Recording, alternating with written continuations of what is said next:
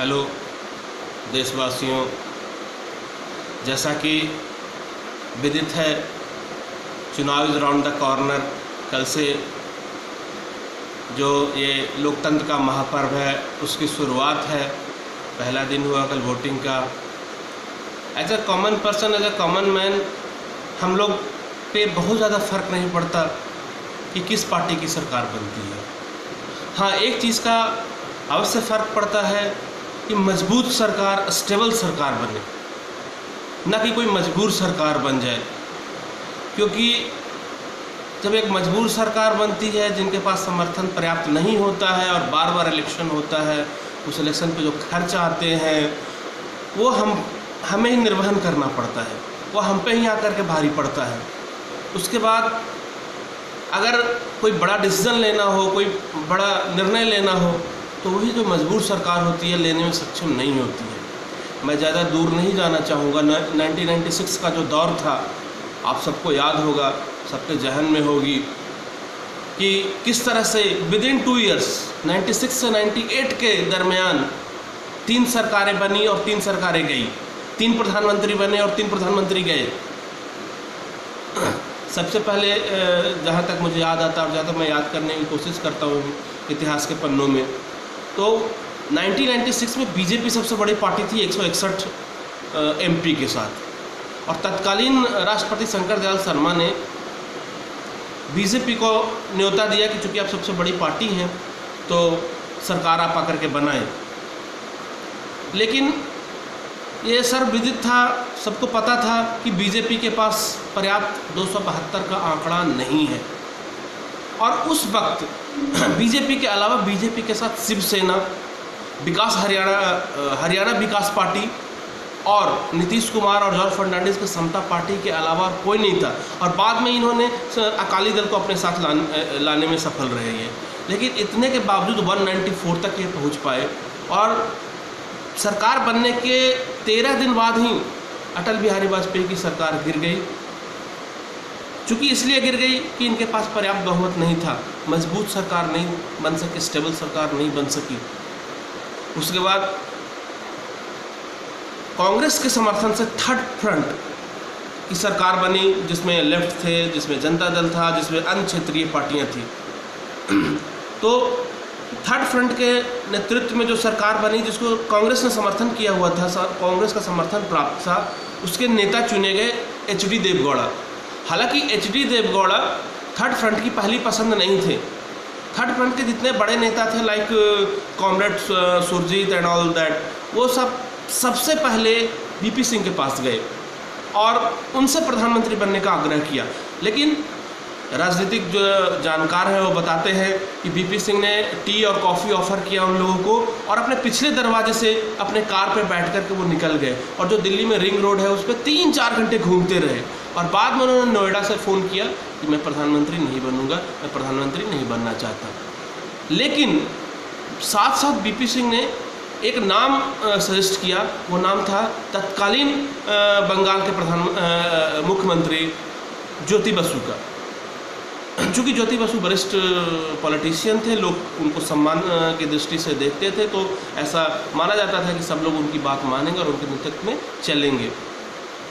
और ज्योति बसु ने भी हाँ कर दिया था प्रधानमंत्री बनने के लिए। लेकिन उनकी अपनी पार्टी ने एक घोषणा कर दी कि हम अपने पार्टी से किसी को प्रधानमंत्री नहीं बनाएंगे। तो जितना जल्दी ज्योति बसु का नाम उभरा, उतनी ही जल्दी ज्योति बसु का नाम दब भी गया। और उसके बाद फाइनली एच.डी. देवगौड़ा का नाम निकल कर के सामने आया और वो प्रधानमंत्री पद के रूप में शपथ लिया उन्होंने। लेकिन ये सर्वविदित है, सबको पता है कि ज़्यादा दिन वो सरकार भी नहीं चली एच.डी. देवगौड़ा की। और आज तक ये समझ में नहीं आया कि उनकी सरकार गिरी क्यों, किस मुद्दा पे गिरी, कौन सी ऐसे गलती किया था एच.डी. देवगौड़ा साहब ने जो उनकी सरकार गिर गई। कुछ लोग का ये मानना है कि कुछ केसेस सीताराम केसरी, जो कि तत्कालीन कांग्रेस के अध्यक्ष थे, उनके खिलाफ शायद वो खोलना चाहते थे। पता नहीं इसमें कितनी सच्चाई है, लेकिन एक किस्सा ही है, कहानी ही है कि कुछ केसेस थे जो सीताराम केसरी के खिलाफ शायद एच.डी. देवगौड़ा साहब खोलना चाहते थे। या दूसरे कहानियाँ ये भी है कि सीताराम केसरी खुद एक बहुत महत्वाकांक्षी आदमी थे, खुद वो प्रधानमंत्री बनना चाहते थे, शायद इसीलिए उन्होंने समर्थन एच.डी. देवगौड़ा से ले लिया वापस। खैर, वो भी सरकार ज़्यादा दिन तक नहीं चली और सरकार गिर गई। और उसके बाद सीताराम केसरी और कांग्रेस ने कहा कि आप एक दूसरा नेता दें हमें यूनाइटेड फ्रंट का, लेफ्ट फ्रंट का, तो हम फिर से समर्थन देने पर विचार करेंगे। और फिर से यूनाइटेड फ्रंट ने, थर्ड फ्रंट ने नेता चुना आई.के. गुजराल, इंद्र कुमार गुजराल साहब का। क्योंकि आई.के. गुजराल साहब का लेफ्ट और अदर पार्टियों से और इवन सीताराम केसरी से भी बहुत अच्छे संबंध थे, तो उनके नाम पे सब लोग एग्री हो गए, सब लोग राजी हो गए और इंद्र कुमार गुजराल की सरकार बनी। लेकिन एक आयरनी ही है कि फिर वो सरकार भी नहीं चली और वो सरकार भी 2-4-6 महीने में गिर गई। और कारण उसका जो था वो ये कहा गया, और जानकार लोग ये बताते हैं कि 1991 में जब राजीव गांधी का बहुत ही दुखद हत्या हुआ LTTE के द्वारा, तो उसके बाद एक जैन कमीशन का गठन हुआ और उस जैन कमीशन ने रिपोर्ट दी और वो रिपोर्ट लीक हो गई।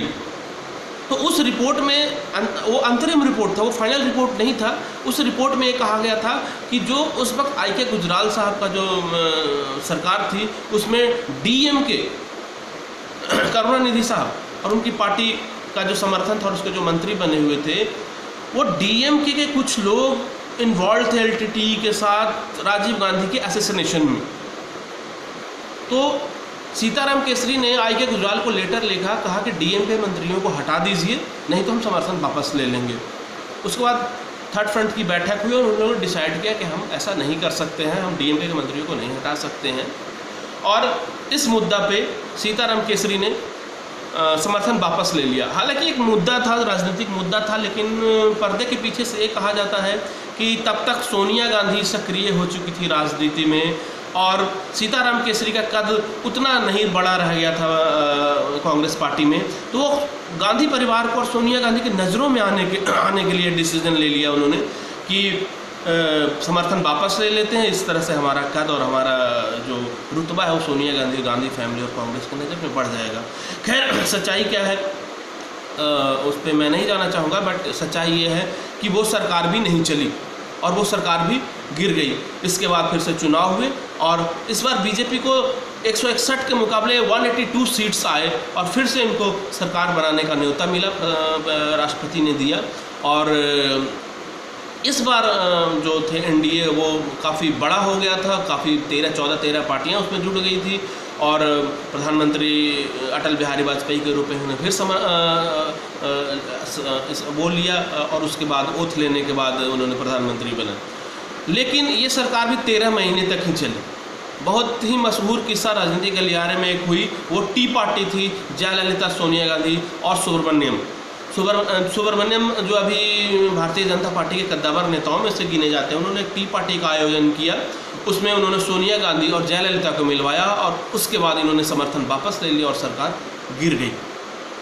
और इस तरह से 2 साल में जो राजनीतिक ड्रामे हुए और जितनी भी कमज़ोर सरकारें बनी, चाहे वो चौधरी चरण सिंह की हो, चाहे वो चंद्रशेखर की हो, चाहे वो देवगौड़ा की हो, चाहे वो गुजराल साहब की हो, वो इसीलिए गिरी क्योंकि एक मजबूर सरकार थी, मजबूत सरकार नहीं थी। और जब जब मजबूत सरकारें बनी, चाहे 2014 में नरेंद्र मोदी की सरकार बनी, मजबूत सरकार थी, बड़े डिसीजन लेने की क्षमता थी और बड़े डिसीजन इन लोगों ने लिया। तो सरकार जिसकी भी बने, कांग्रेस की बने, थर्ड फ्रंट की बने या बीजेपी की बने, हमारी गुजारिश ये है, हमारी अपील ये है भारतीय जनता से कि वो खुलकर के समर्थन दे किसी एक पार्टी को, ताकि एक मजबूत और सशक्त सरकार बन सके जिससे देश मजबूत हो। जय हिंद।